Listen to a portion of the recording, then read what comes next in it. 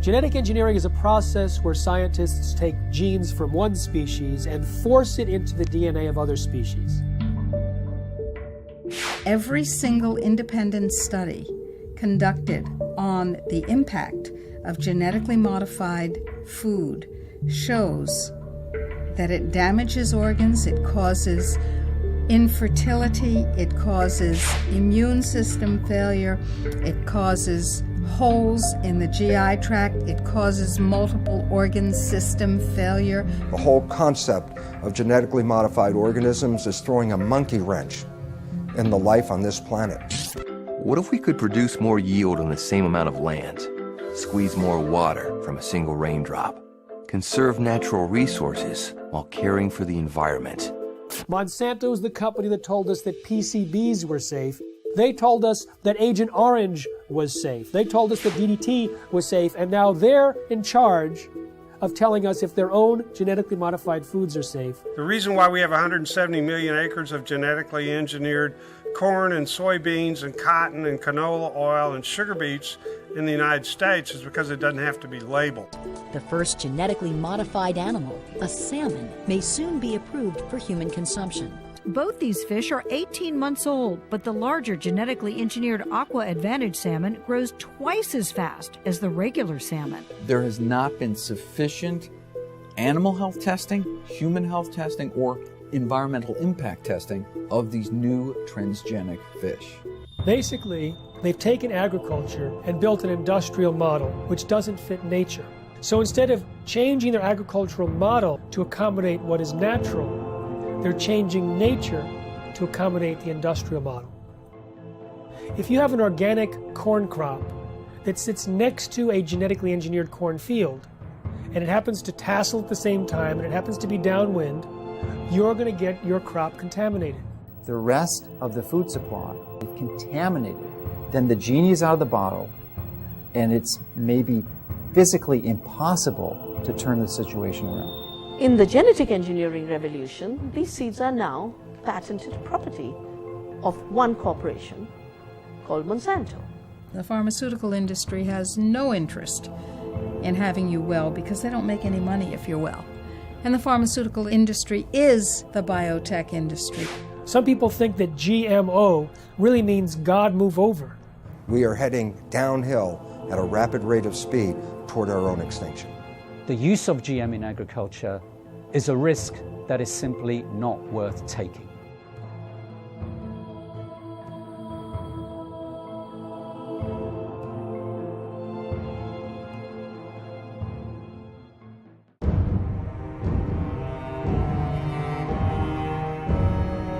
Any scientist that looks into the research or the lack of research on the safety of genetically engineered food comes to the conclusion that these foods should not be on the market. They need another decade or two of research. Monsanto is the company that told us that PCBs were safe. They were convicted of actually poisoning people in their town next to the PCB factory and fined $700 million.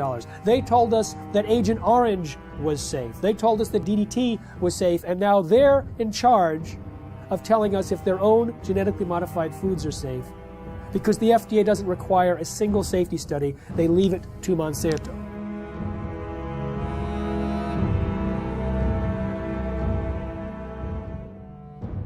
I know Monsanto, as one of the officials of the organization said, we're here to make money. And that's not just Monsanto, that's a lot of food industries. Their job is to make money for the investor. Unfortunately, that becomes the highest priority thought in their minds. Make money, make money, make money. They're not actually making products to make health, they're making money. And so they tend to overlook the health consequences. I think that is a ridiculous sort of approach to the problem. There should be some responsibility being assumed by the producer that when they're producing food, they have a reasonably good assurance that it's a good quality product. That should be the highest priority thing. And then if they can make money with that, fine and dandy. But unfortunately, it's usually the other way around. People in this sort of business are looking for opportunities to make money first priority. And then in this case, maybe letting somebody else worry about the health consequences, maybe even the public. And I think we have it upside down. That is simply upside down. Why did the FDA abdicate their responsibility to protect us? The White House had instructed the FDA to promote biotechnology under the first Bush administration. And so the FDA created a new position for Michael Taylor, Monsanto's former attorney. So Michael Taylor was in charge of policy at the FDA when this GMO policy was created, and then he became Monsanto's vice president, and under the Obama administration was put back in the FDA as the U.S. food safety czar.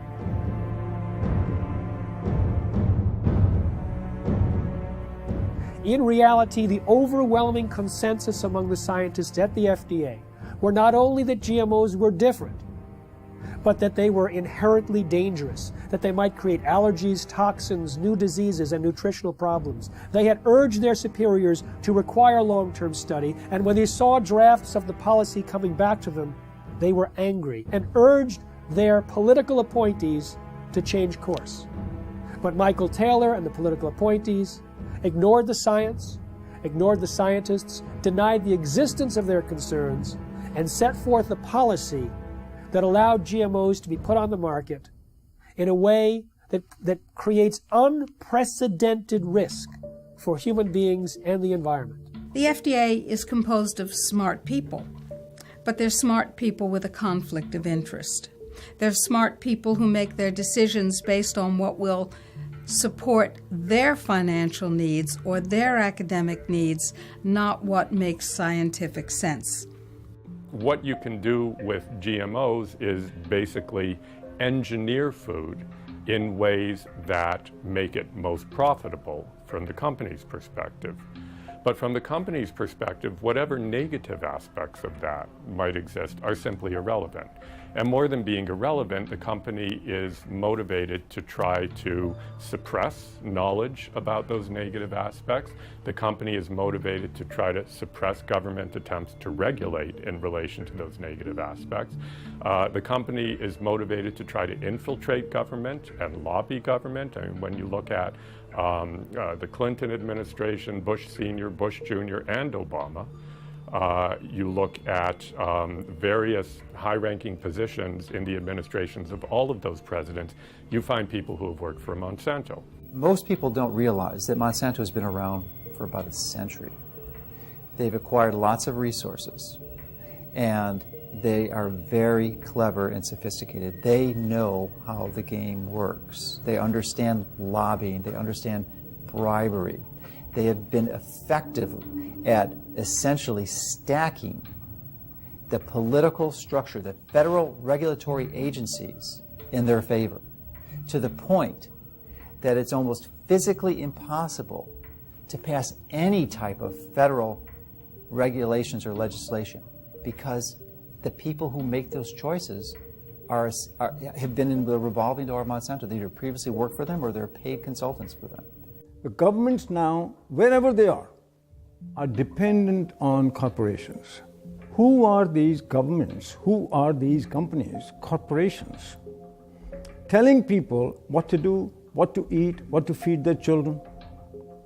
We are people, we're the children of God. We have constitutions, we have our constitutional rights to eat and feed our families that nature produces. They say, no, we don't have that right. In fact, we're going to force that on you. It's the FDA and the USDA who helped lead the charge for these new food safety bills. There's nothing in those bills to protect you. It's there to protect the genetic engineering industry. And unfortunately, if we don't stop this, you won't see organic farmers. The laws in the bills currently are so strict, so arbitrary, that if you are a small organic farmer, you can't meet their requirements for safety. As a result, you'll go out of business.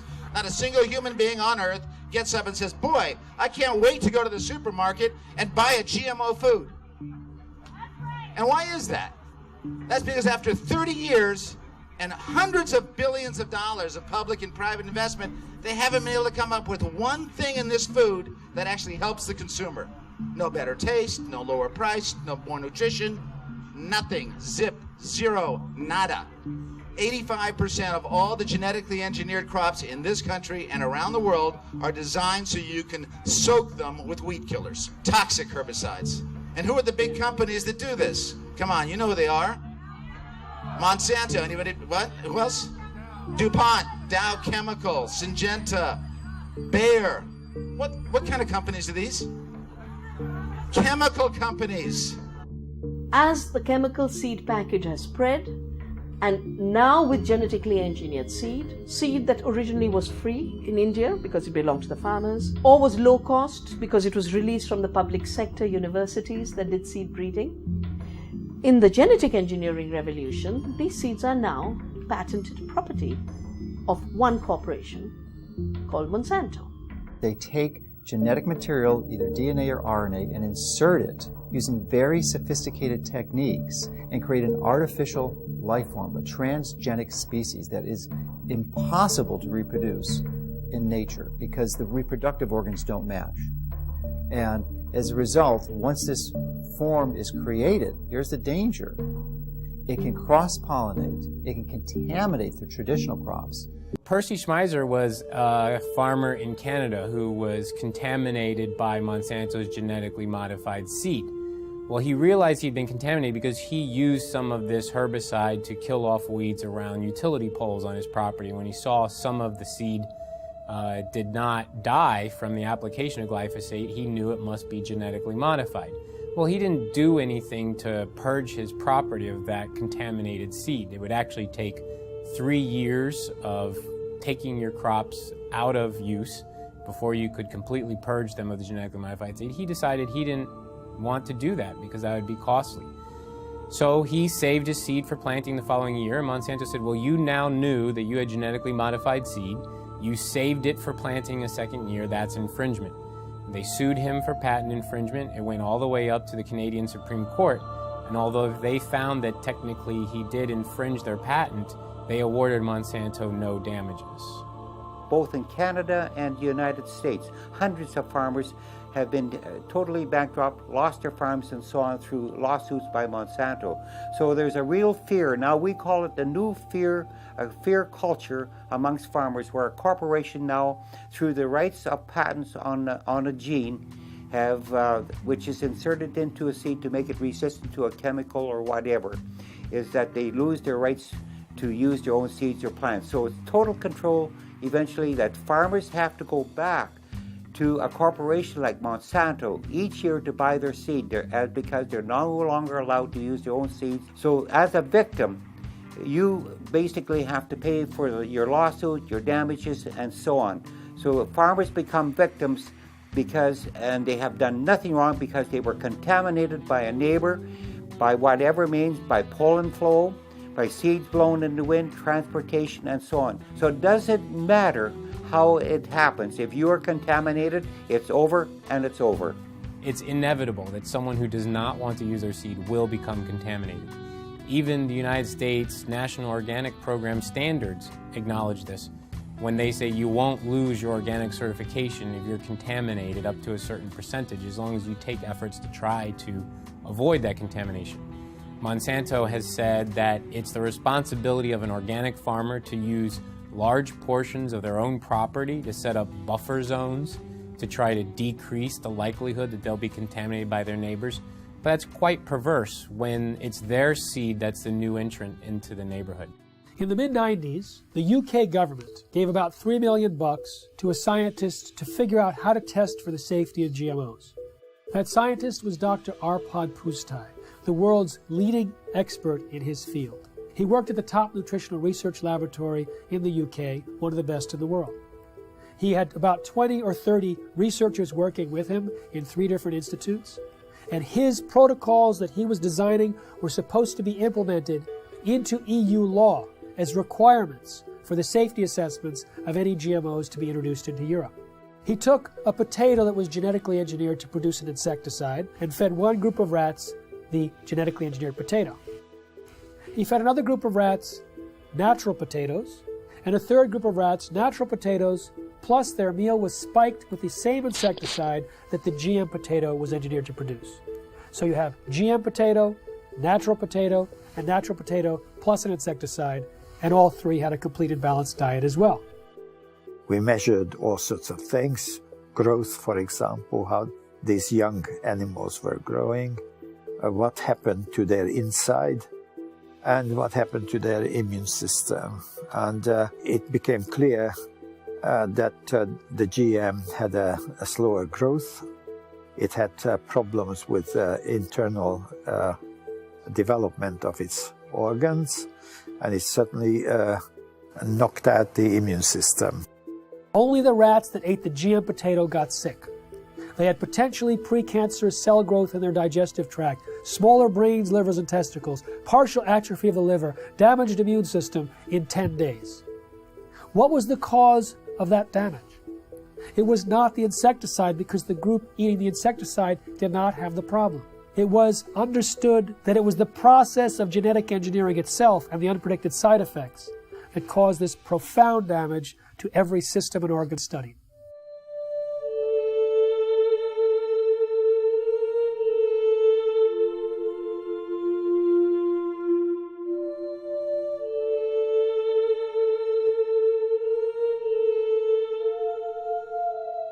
He shared his concerns about GMOs and was a hero for about 2 days at his prestigious institute.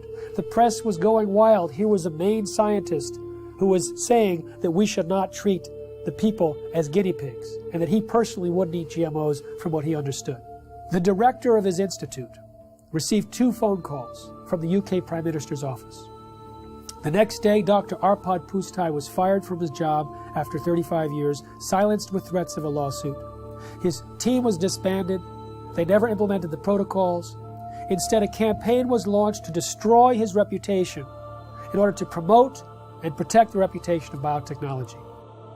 We do have all the methods available for testing the safety of GM crops. It will be unforgiven by humanity.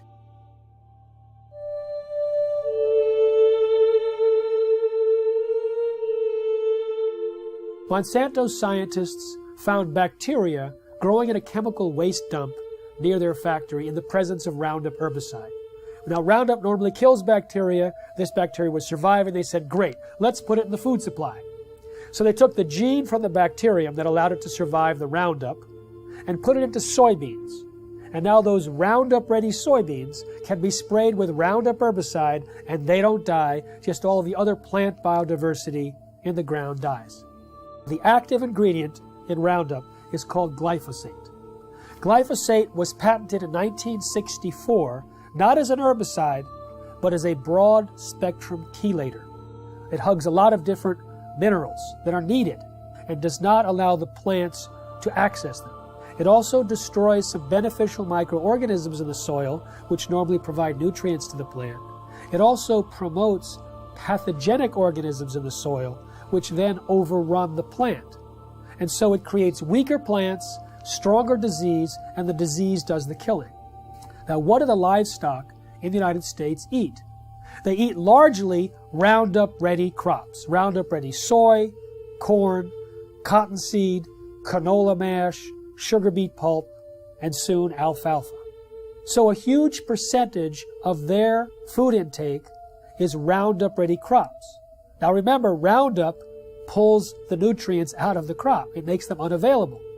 So now we have millions of livestock eating nutrient-deficient food.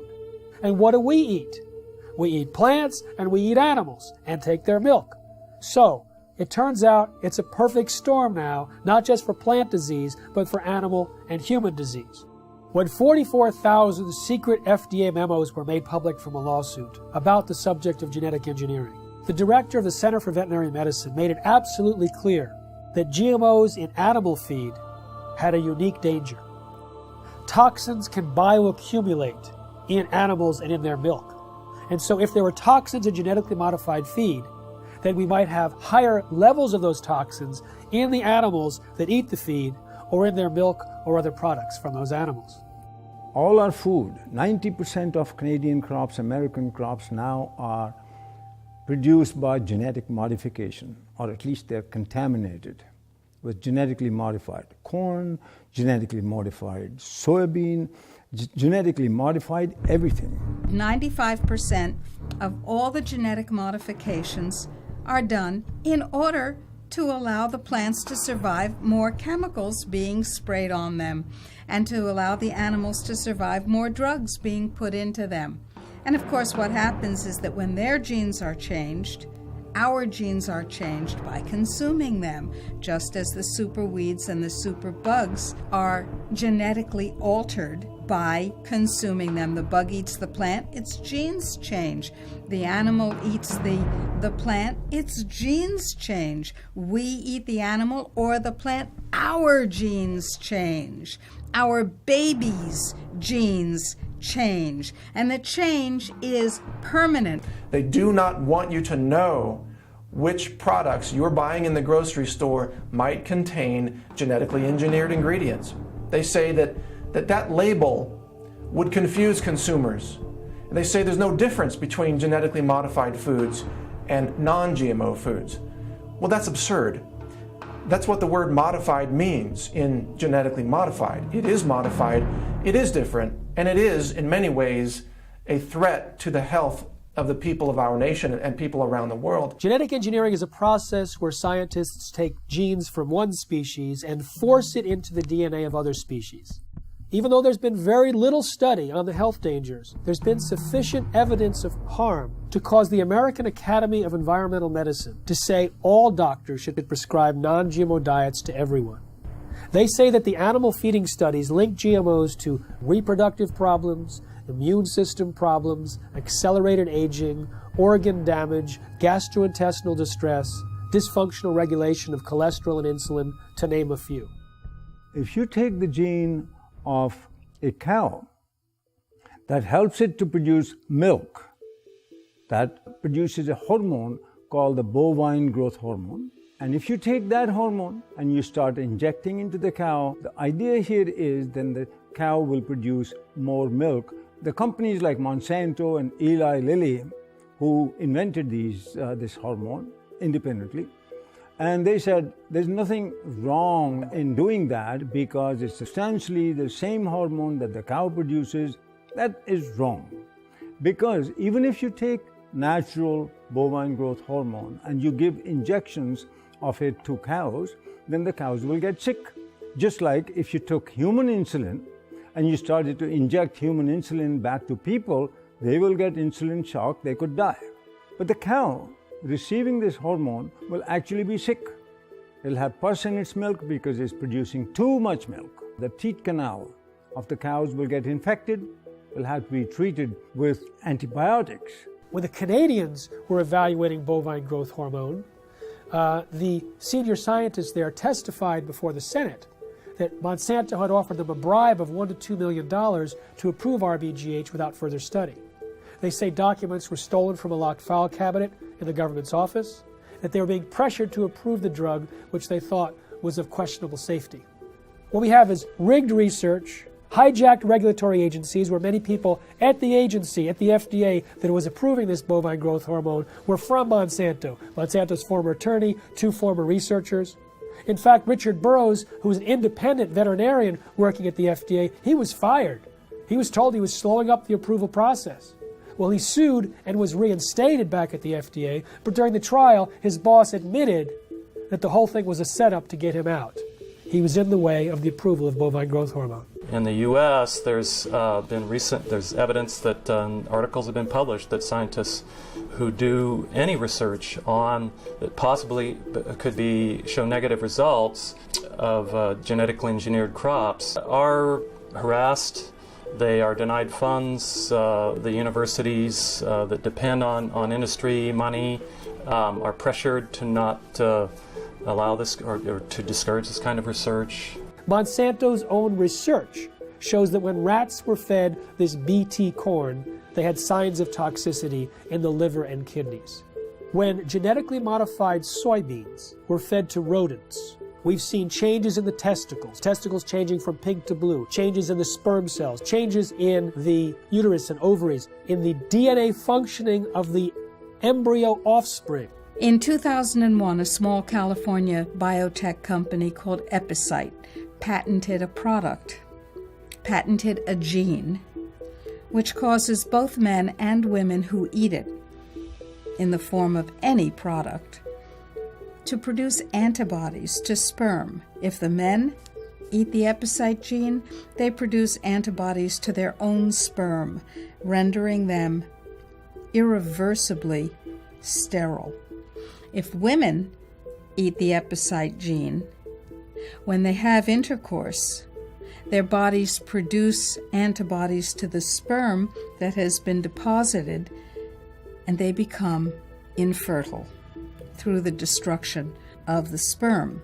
Now, DuPont and Monsanto formed a joint venture, purchased the Epicite firm, and, quote, commercialized the Epicite gene. Do you want to know if the food that you're eating contains the Epicite gene? Sure you do. How about the food that your children are eating, or your grandchildren? Sure you do. We've seen smaller babies, a death rate that's 5 times that compared to controls. Sterile babies, even babies with hair growing in their mouths. And this has been done by government scientists as well as independent scientists who are at the top of their field. Pay close attention to what you're about to see. These rats have been fed with transgenic corn during their entire life cycle. The tumors they suffer from are enormous. The study that revealed the effect of the GMOs on the health of these rats has just been completed. It lasted for 2 years. We spent over a year trying to obtain transgenic corn because no GMO manufacturers were willing to provide them. This is because Monsanto requires contracts to be signed stipulating that the seeds must not be used for testing. We wanted our study to be independent. Every rat was dissected to identify the way each diet, GMO and Roundup on its own, had acted on the metabolism of each animal, focusing on the development rate of the tumors that only start to manifest themselves after the initial 3-month period. Each step up represents a large tumor, which can measure 17 millimeters by 17 millimeters. 94% of them take effect in the mammary glands, which would equate to breast cancer in a woman. We are faced with renal tumors for the males. Some males also suffer from mammary tumors. One could have thought that the main cause of death was coming from the pesticide added to the corn. But what the study highlighted, and this for the first time ever, is the fact that the transgenesis itself could have killed the rats. What this means is that just by interfering with the genome of the plant in order to modify it, we are faced with repercussions that no one could have anticipated.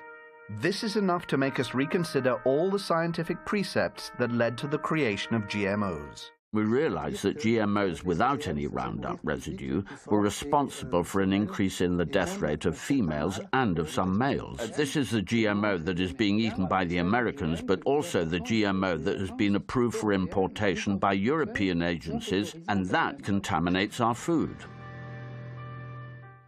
When they allow animals to graze on the cotton plants after harvest in India, for years and years there was no problem.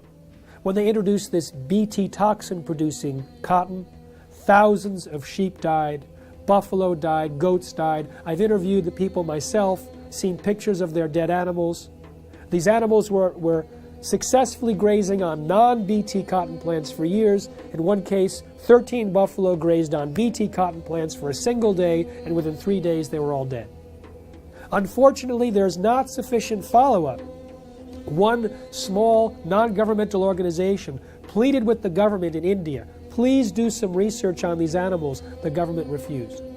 They pleaded with universities offering to pay for the research themselves. They refused.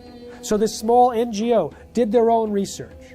They put 3 sheep in one field with Bt cotton Bolgard 1, 3 with Bolgard 2, and 3 with non-GM cotton. Within a month, all 6 sheep eating the Bt cotton plants died. But 3 eating the non-Bt cotton plants had no symptoms. But their research was dismissed because it wasn't a government agency or a university. So we have a situation where the evidence is there, but it's not being paid attention to because it's being drowned out by the big bucks and the biotech industry with their tobacco-type science and their distortion and denial of the facts. Unfortunately, Monsanto's lobbying power and their financial weight, they are able to use corrupted corporate science, something that I call cigarette science, to get these products slipped into our food stream. The only human feeding study ever published on GMOs showed that the gene that was inserted into the soybean transferred into the DNA of the bacteria living inside our intestines and continued to produce that protein. So if it happens to be an allergen and you're allergic to it, you may be continuously triggered over and over again by the production of that allergen from within inside your own intestines. When we look at the quality of the nutrients in our soil, we see that that has become actually a victim of industrial agriculture, which destroys the microorganisms in the soil and then puts in a few nutrients as if that were enough to provide a healthy diet. It turns out that the current industrial agricultural model was based on surplus military products after World War II. They had extra bomb-making material that worked as fertilizer, so they created the synthetic fertilizer industry. They had excess nerve gas that they could use as insecticides, so they created an insecticidal industry. And by steering the farmers and the land-grant universities and all the population towards these high-input, corporate-driven agricultural models, we actually stripped away some of the health and some of the nutrients that were vital and are vital to the health of the people and of the livestock. The plant's ability to absorb nutrients out of the soil is restricted with GMO seeds and plants. And that's why the nutritional value is going down. And that has become a very big concern. And there's a very big concern that many of our foods that we eat, nutritional value contents have to be rechecked because it has changed. It alters the structure of a plant when you put a GMO gene into a plant. So you no longer have the same type of plant and you've changed the makeup. Monsanto is the only company I know of that doesn't want you to know you're buying something that has their technology inside it. You know, cell phones, computers, automobiles, everything else we purchase, clothing, is branded because everyone wants to know, they want consumers to know that their product is inside whatever you're purchasing. But Monsanto wants that to be a secret. If you go and purchase any of their bags of seed and you look at the back, there's a big, huge box with a big stop sign. And when I first saw this, I thought that meant, stop, this seed is dangerous. Don't swallow it, wash your hands after you've touched it. No, all those health warnings are lower down the bag in smaller font. If you look in the box where the stop sign is, it actually says, stop. These seeds are protected by the following patents. Your use of these seeds must be in compliance with the license agreement. You may not save the seeds for replanting, blah, blah, blah, blah, blah. So they object to labeling of food that consumers buy, but they have no problem with labeling their own product with all of their patent numbers. So there's some things that they want the public to know and other things that they don't. Traditionally, the proponents of genetic engineering have stated that there's relatively no risk or essentially no difference between genetically engineered plants and products and conventionally raised products. Well, new studies dispute this quite widely. There was a study done last year in the Journal of Reproductive Toxicology that showed that over 93% of genetically engineered toxins were found in the blood of pregnant women and 80% in the fetuses. So this potent crop toxin is being transferred into the population. Genetically modified soybeans has as much as 7 times the amount of a known allergen compared to non-GM when the two are cooked.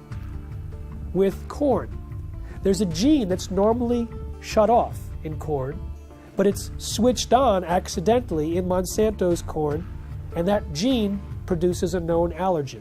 There's also more herbicides used on these genetically modified herbicide-tolerant crops like Roundup Ready soy, and the excessive herbicides might promote allergic-type reactions. Peer-reviewed studies show that there's an association between heavy GMO consumption and serious health problems, including asthma and food allergies. There's also a damage to the pancreas and the production of enzymes that are used for digestion in mice that are fed GM soy. If we take longer to digest proteins, then that means eating genetically modified soy might cause us to be reactive to a wide variety of foods, not just to GM soy.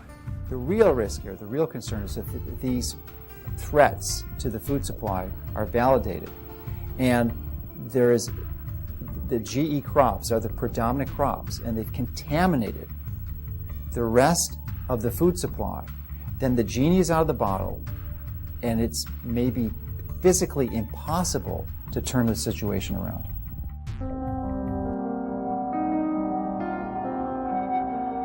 There has been no long-term research on the concept or consequences of what this genetic modification does, not just to us, but to the environment. And right now, from all the research that's showing up, it says this has a very negative and profound effect on destroying the environment in which we live. So therefore, I find it senseless that the government would support and condone genetically modified foods without even having the basic research to understand the liabilities involved in creating these monster organisms and putting them into our world. The conversation in Europe and in countries in South America and in Asia is much more sophisticated in terms of its understanding of science, the importance of independent peer-reviewed science that isn't contaminated or corrupted by corporate influence.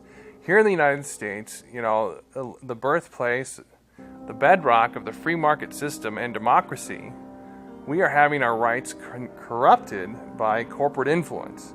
The major impact that Monsanto has, their ability to get their products approved with minimal scientific oversight and minimal review of these products for human health testing, is really an abomination. The entire scientific foundation underneath genetically modified organisms is false, because organisms are not genetically determined. And when we understand that, we recognize that the only way to create crops that will benefit humanity is to understand nature herself and learn to live in harmony with it. And this is a completely different approach than humans have had for the last couple hundred years, where we always thought, oh, humans' job was to control and dominate nature. In that process, we are now leading the world into the 6th mass extinction of life on this planet. 5 times in the history of this planet, life essentially got wiped out and started all over again. The 5 previous mass extinctions are attributed to things like comets or asteroids hitting the Earth and destroying the environment.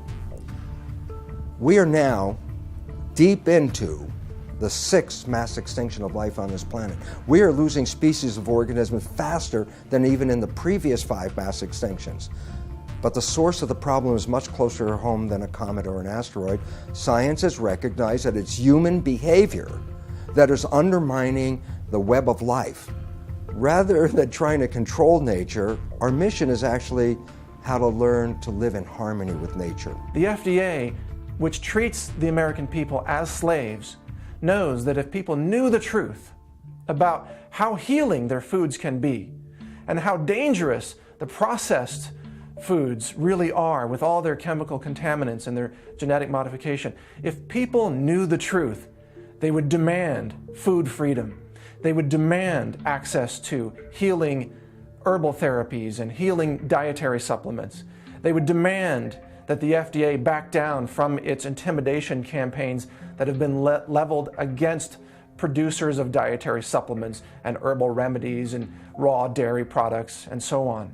The people would demand that if they knew, and that is why they are kept ignorant under this campaign of disinformation currently being waged by the FDA. I've been vigorous in my opposition of these strategies that these large corporations use to use their influence for their benefit. And as a result of my positions, I'm frequently criticized by their own local networks, the skeptic networks and such.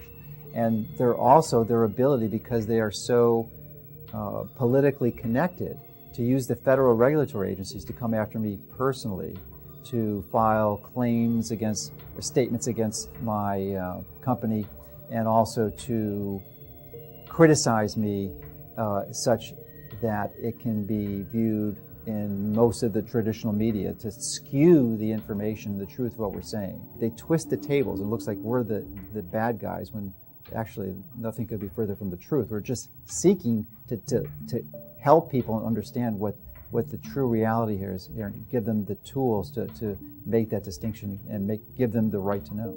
In the early 2000s, Monsanto and the biotech industry vilified a scientist for his linking of Bt corn to a decrease in monarch populations. 2 years ago, another research paper came out confirming that yes, Monsanto's Bt corn and their Bt cotton products were actually reducing the habitat of monarch butterflies. Monarch butterflies are the canary in the coal mine on the prairies in the Midwest. Of the major impacts, the negative environmental impacts that these products are having. The large-scale cultivation of GMO crops can harm biodiversity in a number of different ways. One is that in the case where the crop is engineered to be tolerant to a herbicide, such as Roundup or glufosinate, then the application of high doses of these weed killers destroys the weeds upon which other organisms normally would be consuming. So the insect population is reduced, and then there isn't the insect population upon which the birds are also consuming. So there could be a knock-on effect on the biodiversity within the fields where herbicide-tolerant crops are being grown. And indeed, large-scale field trials sponsored by the UK government several years ago now did indeed find that in fields that were growing herbicide-tolerant sugar beet and canola, that the biodiversity in these fields was markedly reduced. There's a lot of information now on bee colony collapse, and it's now linked to certain of the chemicals that are sold by certain of the major companies. So there's a lot of concern now about the bees dying, because now we'll lose a major insect that pollinates our plants, and so that also has become a big concern. But it's all related. It all goes back to the massive increase of new types of more powerful chemicals, more toxic chemicals than we ever had before. And that's why we have many of our beneficial insects are being killed by these new types of chemicals. GM carries novel health and environmental risks, which we are now beginning to measure, both in terms of environmental impact and also outcomes in feeding trials, controlled feeding trials in animals. Then I feel that the use of GM in agriculture is a risk that is simply not worth taking. GM doesn't address root causes of problems in agriculture. At best, it is a symptomatic cover-up.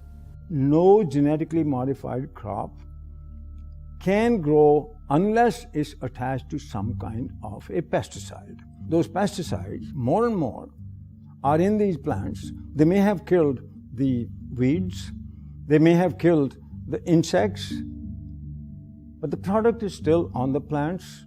And if it's washed off, then it's in the water, it gets into the lakes, it gets into the oceans, it's everywhere. And it's toxic, it causes cancer, it also causes endocrine disruption. That's a technical term for change of hormones. They don't even want to label that this is genetically modified. The milk is genetically modified, or the crop is genetically modified. They say, if we label that, we won't be able to sell it because people won't buy it. Of course, people won't buy it because people don't want it. We have thousands of different varieties of any given food crop you can mention. And by simply dipping in to this already existing reservoir of varieties of crops, resurrecting old crop varieties which have been displaced, could readily meet our food needs without having to resort to the risky procedures associated with GM. What is an herbicide-resistant crop It's a crop that you can spray the hell out of it with a toxic chemical and it won't die. It kills everything except that particular crop. And so you have the ability not only to sell the seeds to the farmer, you're going to sell them the companion pesticide. So you get two sales for one, and they're going to have to come back to you every year and get them because once you start applying these poisons on this scale, your farmland is so devastated that to convert to organic, for example, is economically difficult.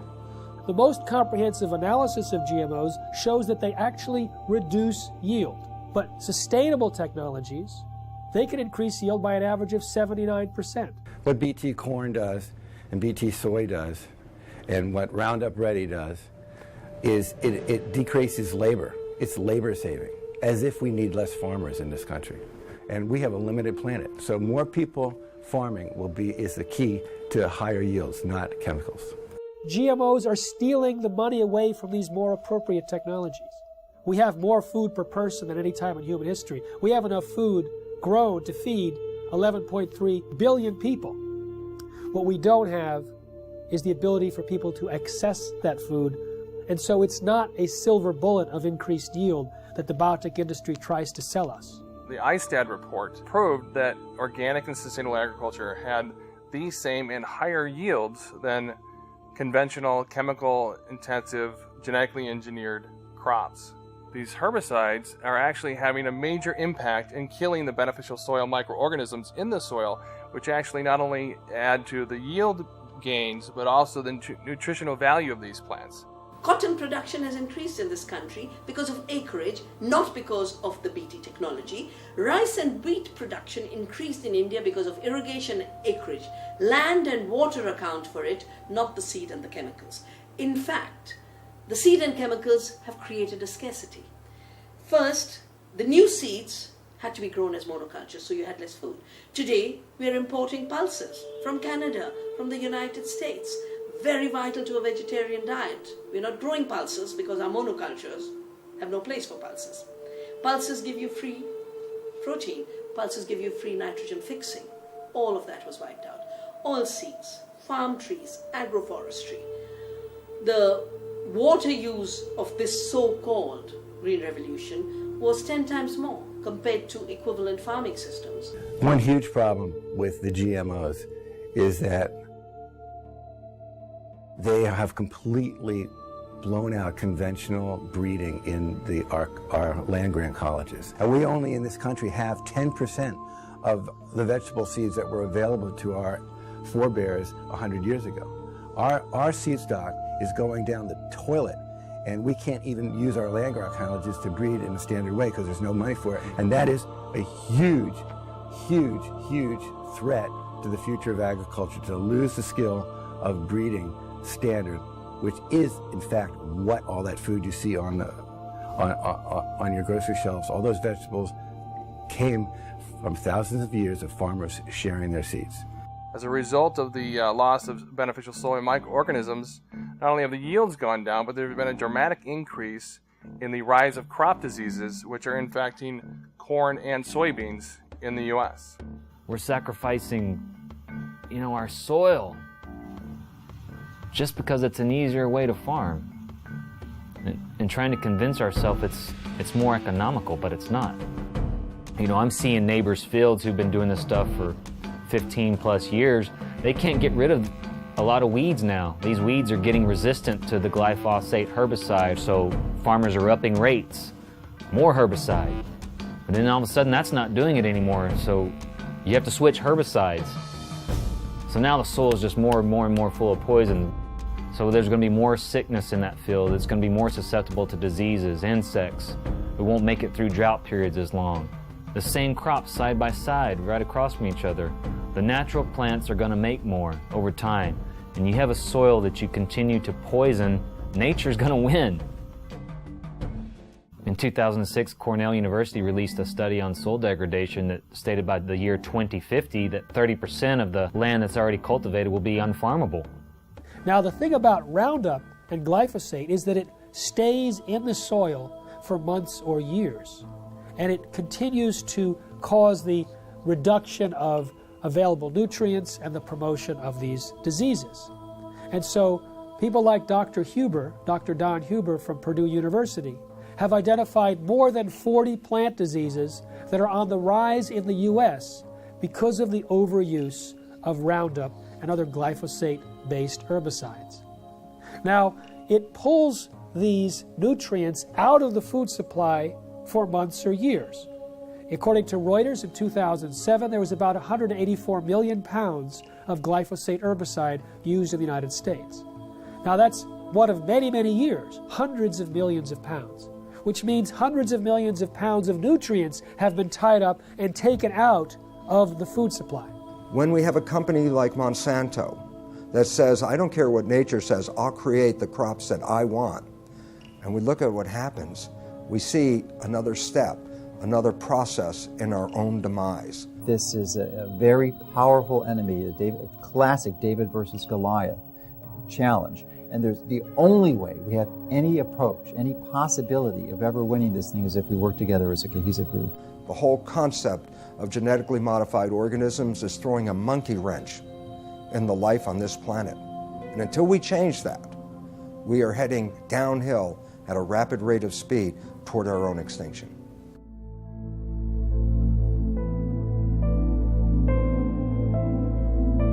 Genetically modified organisms are living beings where genetics or DNA of one species is taken out and transported artificially into another organism, and in other words, some sort of genetic manipulation, genetic engineering has occurred.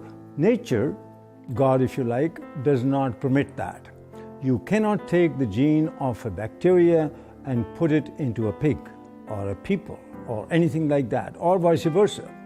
They've put spider genes into goats in the hopes that they can milk the goat to get spiderweb protein to make bulletproof vests. They've put cow genes into pigs and made cowhides on those pigs. They had what was called an enviropig, a pig that would have manure that was less toxic. They can create these featherless chickens to kind of better live in these tight battery cages, these small barren wire enclosures extending down long rows and often windowless sheds. Can be 1 million birds in a single shed. How do you do that? Well, without them overheating, where you have this massive ventilation fans. But another way, you just take off their feathers. There's a genetically modified salmon that was created by Canadian researchers that was tested up in Canada. They put these frankenfish into tanks and they fed them sufficient food and there was no problem. When they reduced the amount of food, the frankenfish freaked. They started killing and eating their neighbors. So what happens if the FDA approves these frankenfish and let's say they escape into the ocean? I don't know what's worse, the extinction of natural salmon or the roving of these frankenfish going around and killing and attacking other species and changing the whole ecosystem balance. They both have a mating advantage because they're larger, but they have a survival disadvantage. And it's that combination that, should a male transgenic fish escape into the wild, cause the rapid collapse and extinction of both transgenic and wild fish in as little as 50 generations. Scientists take genes from one species and force it into the DNA of other species. Now, the process itself creates massive collateral damage in the plant or animal, but they don't test for those changes and the side effects before they introduce, say, the crop into our food supply. DNA is the inherited material of life, and it is where genes are structured. So we inherit half of our DNA from our mothers and half of our DNA from our fathers. And within the DNA are the genes that encode for all the structures of the body. So the DNA is like a blueprint. Just like an architect has a blueprint for a building, the DNA is the blueprint for all the structures of the body. So when a gene is switched on to function, the information within that gene is being used to manufacture a protein. And that protein is then builds the structure of the body. And then proteins in the form of enzymes carry out all of the chemical reactions of the body that constitute the living organism. When the GM gene is introduced into the plant, the genetic engineer has no control over where the GM gene integrates or splices into the DNA of the plant. And the effect of this is that the GM transformation process as a whole actually is very disruptive on the DNA structure and function of the organism. As a result, very unpredictable and potentially hazardous outcomes. Because if you disturb the balance of gene function, remember the gene function is controlling the structure and the biochemistry of the organism. If you disrupt the balance of gene function, you disrupt the biochemistry. And if you disrupt the biochemistry, you run the risks of creating novel toxins, novel allergies, as well as a disturbance to nutritional value. These types of outcomes resulting from the disruptive effect of the GM transformation process have been observed, are observable, and they're genuine. With our understanding of epigenetics, the new science of how environmental signals control our genes, we're introduced into the chemistry of where do the signals come from that select the genes and modify our genetic activity. Well, we used to say everything was due to the genes, but now we find there's a class of molecules called microRNA. They're very small RNA molecules, and they're found in all the cells. And these microRNA molecules are molecules that adjust the reading of our genes. And well, a new understanding has been found about the microRNA molecules. And when we eat food, the microRNA from the food is picked up by the digestive system and not broken down. The microRNA is taken into our own body intact. And now what they followed is the microRNA from food ends up in our own cells, like in our liver and other cells in our body. And these microRNAs still have the same function. They change our genetics and they change our readout of our genome. And the significance is profound. It says when you eat genetically modified foods, we are eating a new class of microRNAs that have never really been in the world before. And yet, these microRNAs are picked up by our biology and adjust our own genetics. So, in a sense, the old story, we are what we eat, actually now has a biochemical foundation. And then all of a sudden it says, if that's true, then why would you risk your life eating a genetically modified food containing microRNAs that can totally distort our own biology and cause great problems in our lives? The process of genetic modification is a completely irreversible process. Once it has been carried out, it affects the reproductive cells of the organism. So any effect you have, for good or for bad, is then passed down through the subsequent generations of that particular organism. And that's true for plants and animals. Indeed, for any genetically modified organism. And this now has to be understood because when we eat genetically modified foods, not only does it affect our own cells like that, but we also know that the bacteria in our gut that are required for our survival, we need these bacteria. The bacteria also pick up the genetic engineered genes. And we modified the gut bacteria. And you say, well, why is that relevant? Well, not only do we need the gut bacteria for our survival, but the gut bacteria change our genetics. Information from the bacteria is picked up by the digestive cells and adjusts the digestive system cells to be compatible with the bacteria in our gut. There is a dialogue and a communication. If you alter the genetics of the gut bacteria, by definition, you've completely altered the development and genetics of our own cells. Way back in the 70s, they developed this grand vision of being able to splice in high yield and drought resistance and all sorts of, pest resistance, and they dreamt of patenting those genes and having proprietary ownership of these genes. And during the 80s, that indeed came about from a number of court decisions. They believed they could make billions of dollars from these proprietary gene transfers to make food do certain things or crops do certain things. When the evidence came out that there were fundamental flaws in the genetics, they just did not want to know. They didn't want to do the research into these issues of food safety. and they went ahead with their development, yet they weren't doing the basic research. You see, GMOs are the product of an infant science. And now we are feeding that product to the entire population.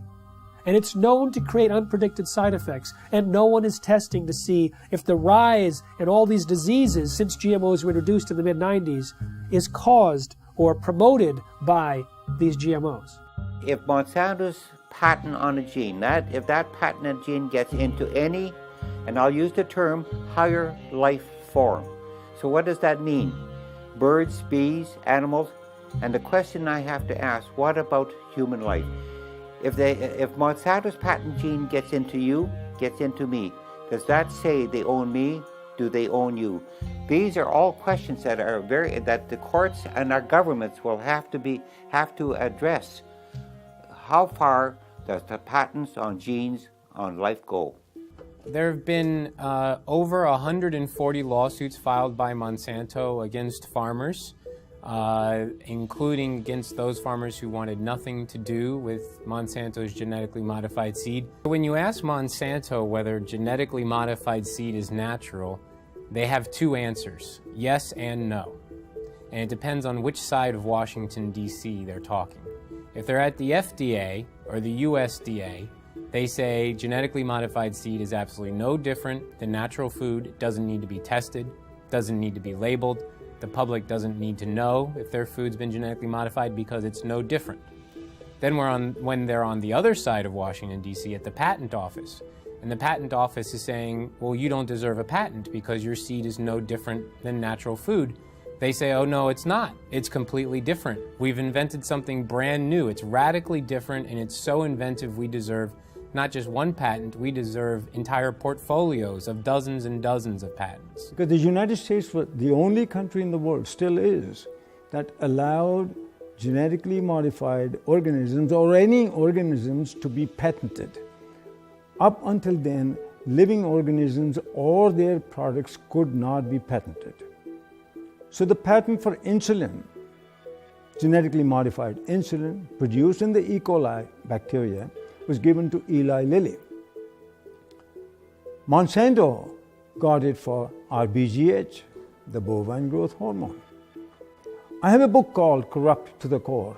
In that book, I describe, by quoting from a published speech by a Monsanto executive, saying how they're going to control the whole world, not just by genetic modification, but they're going to take charge of the whole world by influencing the White House, the Whitehall, the French Parliament, and Canadian Parliament, and the Japanese Parliament. This is published information, how they're going to control the whole world.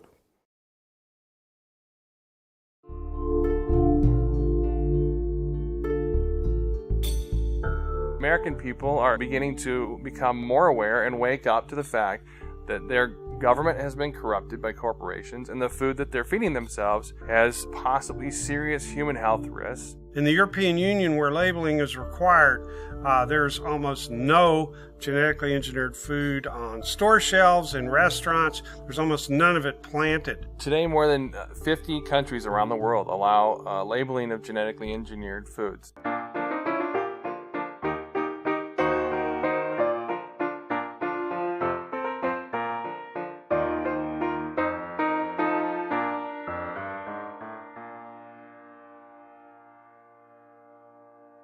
The FDA has received over 1 million comments from citizens demanding labeling of GMOs. 90% of Americans agree. So why no labeling? I'll give you one reason. The influence and the corruption of the political process by Monsanto. If you have an organic corn crop that sits next to a genetically engineered corn field, and it happens to tassel at the same time, and it happens to be downwind, you're going to get your crop contaminated. In fact, even the seed stocks are becoming contaminated. I should have the right to be a conventional farmer. You should have the right to be an organic farmer if you're right. But if we have GMO farmers, you no longer, remember this, you no longer can have an organic farmer, you can no longer be a conventional farmer. You'll become a GMO farmer whether you like it or not. An expert in air pollution calculated how far corn pollen could travel in 24 hours, which is the maximum time that it can remain viable to cross-pollinate. It could travel under certain weather conditions over 500 miles. They want the public to sit down and not think about what happened before this piece of meat got on my plate. What happened before this glass of milk sat on the table? We have an ethical responsibility, I believe, not just to other humans and to the future generations.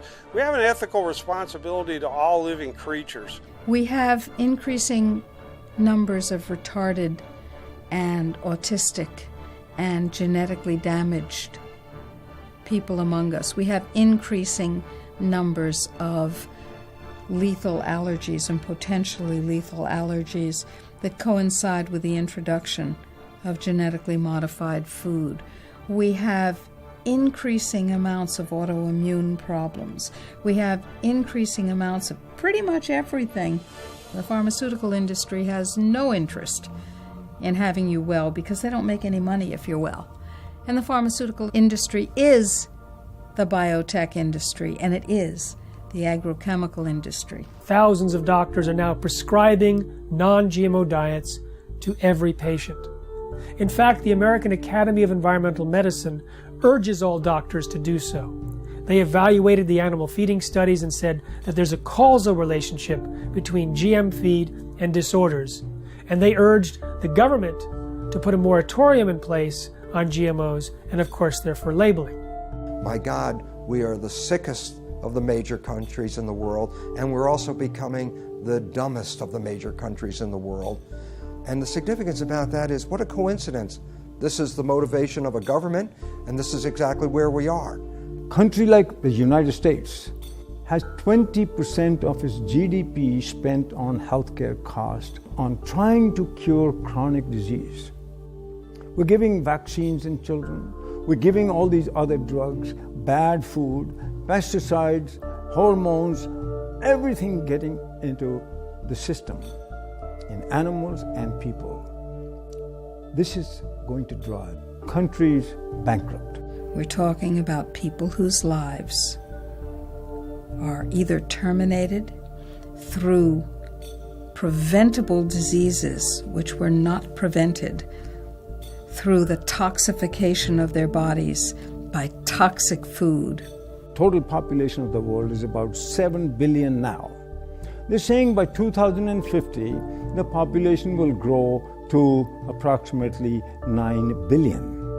And these companies and the governments all over the world are saying the amount of food in the world will have to be increased to twice the amount. The biotech industry is promising to feed the world with crops that will have higher yields, even though it's not the amount of food right now that's the critical issue, it's access to the food.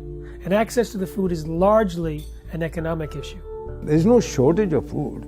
This is purely due to corruption, because corrupt people in power won't let poor people have their share. Now, since GMOs were introduced, there has been a dramatic increase in infertility in the United States. But there's significant evidence both in laboratory animal feeding studies as well as livestock experience to point a finger at Roundup-ready crops as a potential cause. The newest information of a study just published a week ago shows that these toxins in the food have actually been associated with an increased intensity of obesity, and this is found in salmon and rats. And there are other suggestions that they produce long-term imbalances in fertility rates, in hormonal levels, and immune function, and the ability to digest foods. Big agricultural and chemical companies don't want to label GMOs. What these corporations say is that labeling GMOs will increase our food bills. What I say is if they're so concerned about our bills, then they need to focus on a bigger price tag, and that's our healthcare costs. And we're not just talking about the cost of medications here. How about the cost of missed work and lost productivity when parents have to rush their child to the emergency room or to a doctor's office? And for the children, how about the missed school and summer camp? We're talking about the emotional and societal cost played out over and over again, hundreds of thousands and millions of times over. So these companies that are promising us to have abundant food, bring prosperity, they're lying. and the governments are with them? I think if you really want to know the true story about what corporations are doing in our society, about the various harms and dangers that they present, you can't rely on mainstream media. You have to go deeper and you have to go further. That's going to be a very important piece in us moving forward. The fact that we do have those sources of investigation that are not beholden to corporations or corporate media, and that we do have a mechanism in the internet for disseminating them broadly. We have this sort of common enemy that has allowed the profession, the healthcare professionals and the journalists and a whole variety of individuals and media sources who you wouldn't think would be aligned. And typically, many of us have disagreements on certain issues, but we've all come together to realize that this is a very powerful enemy, a classic David versus Goliath challenge. And there's the only way we have any approach, any possibility of ever winning this thing is if we work together as a cohesive group. So what you see is Monsanto genetically contaminating crops, monopolizing seed and destroying biodiversity, turning farmers into serfs through this indebtedness, corrupting government, undermining law and regulatory process, and worst of all, polluting scientific knowledge. They're polluting genetically, they're polluting politically, and they're polluting epistemically. They're even stealing our minds. Through the food we eat, through the television and programming and the news media we receive, that information alone constitute what you might call the nocebo information. That negative information about the world is causing us to become sick. The food we eat exacerbates that same problem. We are living in a situation where we must take back our own power. They can surround the Congress, they can surround the congressional offices back in their district, they can surround the Monsantos and the city groups. And that's what they got to realize, that that's the first stage, because people showing up and massing together with agendas and with good artwork and signs and music scares the hell out of these politicians and their corporate masters. Let's use the power of government to support what we want, which is to have choices. Stand up that you should have the right, a human right to grow the foods and crops that you want. Americans have a right to know if their food is genetically engineered. It's time for labeling. It's time for people to know how their food is being produced. It is completely pro-capitalist to have things labeled. That's where you know what you're getting. And if the consumer over and over and over again says they want to know. They want to know. They want the choice. But producers are freaked out because the choice is not going to be for them. We have to start now and not let more contamination exist and more danger to human health and the environment to the massive use of chemicals. So by stopping GMOs and eradicating GMOs, you'd also then stop less chemical use and more danger to the environment. And all of us are very concerned about human health and the environment. What's going to get your children through this and your grandchildren's generation? What are we handing off to them? What are we passing down to them? If the earth is us and it's our greatest legacy, what are they inheriting? And if you care about what you put in your body, you'll create as much of your own food supply as you can while you still can. Save seed, grow heirloom foods without any chemicals. I mean, there's dozens, if not hundreds, of methods and ways that we can go about correcting this and preventing this, but we have to start making those changes now. It's very important to be an organic farmer for the future of our children and our grandchildren and even ourselves in the food that we eat. Don't give up your rights, our human rights, to this. If what's important to you is what goes into your body and what your health is now and will be, then you have to become activated.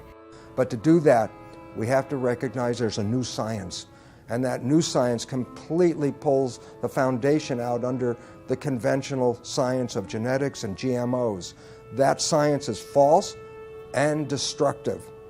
And the wake-up call is knowledge. Knowledge is power. Lack of knowledge, a lack of power. And what this world is suffering from now is a lack of knowledge, because we do have knowledge. We have knowledge that says how we can thrive, live to a ripe old age of over 100 very easily, and enjoy the experience of being on this beautiful planet. In most Native American cultures, their beliefs or their concepts were based on, will this last for 7 generations? Whereas we're asking, what can get me through this year economically? 1 year, 12 months. That's one of our greatest problems right now, is to leap over that barrier, that mentality. Globalization has happened, it's here. But its effects have to be reversed. Globalization in a good way, where people learn about each other, people learn about each other's religions, to tolerate each other's spirituality, work together, work in nature, work with God. Because it's time for us to re-empower our lives. For 10,000 years, humans grew crops without chemicals. You know, it's time that we get mandatory labeling. It's time we cut down the biotech bullies to size. And then now, let's have that discussion again about chemical agriculture versus organic or traditional agriculture. The overwhelming majority of the public want us to produce food and to raise animals in the natural, healthy, humane way, in a way that doesn't destroy the environment, public health, and the climate. And we're going to get to that point, but it's going to require, as I often put it, the food fight of our lives.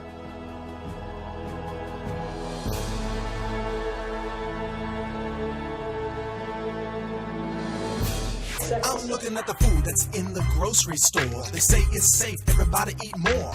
On second thought, I don't really know if it's made with those GMOs. So I'm looking for the non-GMO label. Before I bring it home and put it on the table, I want to know if it's verified, so I don't harm myself with genetically modified. They don't want you to know. Poison they grow.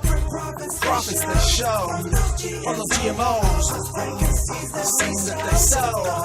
Gonna hurt us, we know. Told them to go. Say GMO, no. Hey, look.